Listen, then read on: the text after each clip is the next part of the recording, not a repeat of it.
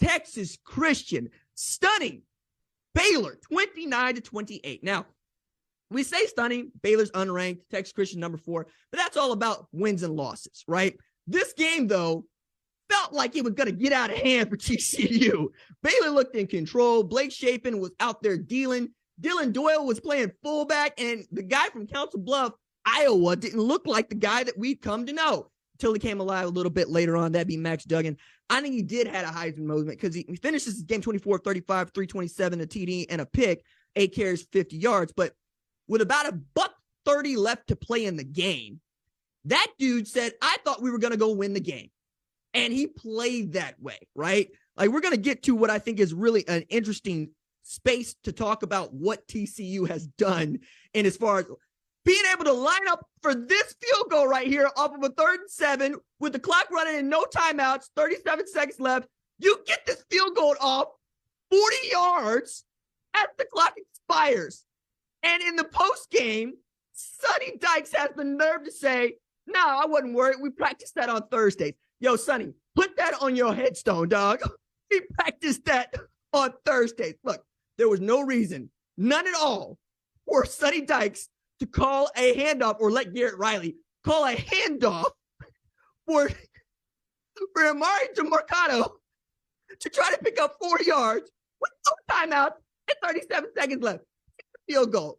Give the man, Kel Griffin, an opportunity to settle himself. Even if they want to ice him, you just go with that. But a shout out to Dean Straka, who actually had a pretty good tweet about this when he says, TCU had Darius Davis, lost Quentin Johnston, Kendre Miller, saw Max Duggan fighting for his life, had plenty of self-inflicted wounds, still managed to win that football game. If anyone doubts TCU belongs in the CFPU race after that one, you're fooling yourself. Shout out to Dean, who came up covering Texas Christian and has an institutional knowledge of the space and the way that I do say about Oklahoma. I'm sure that he feels some kind of way about this, being the guy that is on the news desk at 247. Shout out to Texas Christian and Texas Christian fans. Matter of fact, I saw a tweet from a buddy of mine that said, Texas Christian has 9 lives. And I said, Spinal Tap, these go to 11 because they are 11-0.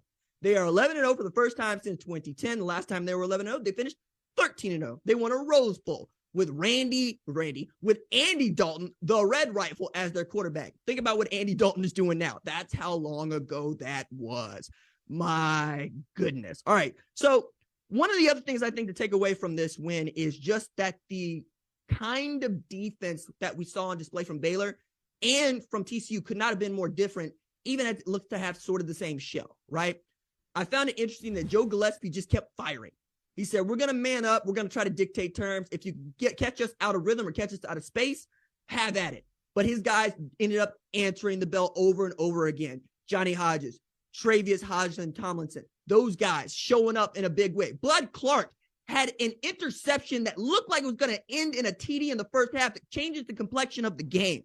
They came to play. And then on the other side, Dylan Doyle leading that defense in their bend but don't break fashion, playing their soft zone. I also thought it was interesting that, Max Duggan's from Council Bluff, Iowa. Dylan Doyle is from Iowa City, Iowa. I wonder what it would have been like if those dudes had gone to Iowa. That might be just a little bit of me teasing you for a little bit ahead. But shout out to Texas Christian, who is an Iowa State win away from going 12-0 and marching in to the Big 12 championship with an opportunity like USC to punch their ticket to the college football playoff. And wouldn't it be cool if we got to see Garrett Riley on one side and Lincoln Riley on the other side going at it in a semifinal, dare I say it, a national championship? Yeah, I said it, but I want to say it so that I get it out there first in case it happens, but I'm with you. I would be shocked, just like I was shocked that South Carolina could do what nobody thought they could do tonight and knock off Tennessee. That's why our sport is the best sport in the entire world. Thank you for watching the #1 college football show. Please remember to subscribe to the channel and like this video so that you don't miss any of the best college football coverage in America.